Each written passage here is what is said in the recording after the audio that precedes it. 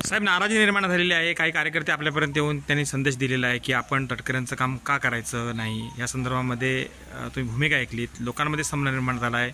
महायुती टेन्शनमध्ये आलेली आहे. कसं बघताय त्या टेन्शनकडे आणि तुम्हाला राजसाहेबांनी अचानक बोलवलं आहे, काय वाटतंय?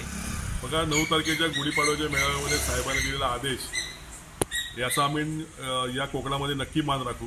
त्यांच्या आदेशाप्रमाणेच काम होईल. परंतु गेल्या 20 वर्षामध्ये या महायुतीमध्ये असलेले घटक पक्ष, तटकरे हा भाग नाही तर त्यांच्याबरोबर असलेले घटक पक्ष या सर्वांनीच मनसेला संपवण्याचा विडा उचलला होता. या 20 वर्षामध्ये अनेक अनुभव आमच्या कार्यकर्त्यांना आले. गुन्हे दाखल झाले, जेलवाऱ्या झाल्या, त्यांना आयुष्यातनं उठवण्याचे प्रकार झाले, राजकीय जीवनातनं उठवण्याचे प्रकार झाले, अनेक आमचे पदाधिकारी फोडले. हे सगळं गेल्या 20 वर्षामध्ये झालेलं आहे. आणि मनसे संपवून त्यांना या ठिकाणी सगळे कार्यकर्ते स्वतःकडे घ्यायचे होते आणि स्वतःचं वर्चस्व निर्माण करायचं होतं. अशा लोकांबरोबर कसं काम करावं हा कार्यकर्त्यांचा प्रश्न माझ्यासमोर होता.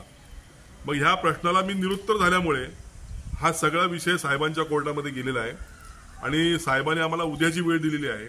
उद्या आम्ही शिवतीर्थावरती हे सगळेच कोकणातले लोक व्यथा मांडतील आणि त्यातनं साहेब जो आदेश देतील किंवा जो मार्ग काढतील तो आमच्यासाठी मान्य असेल त्याप्रमाणे आम्ही या ठिकाणी काम करू.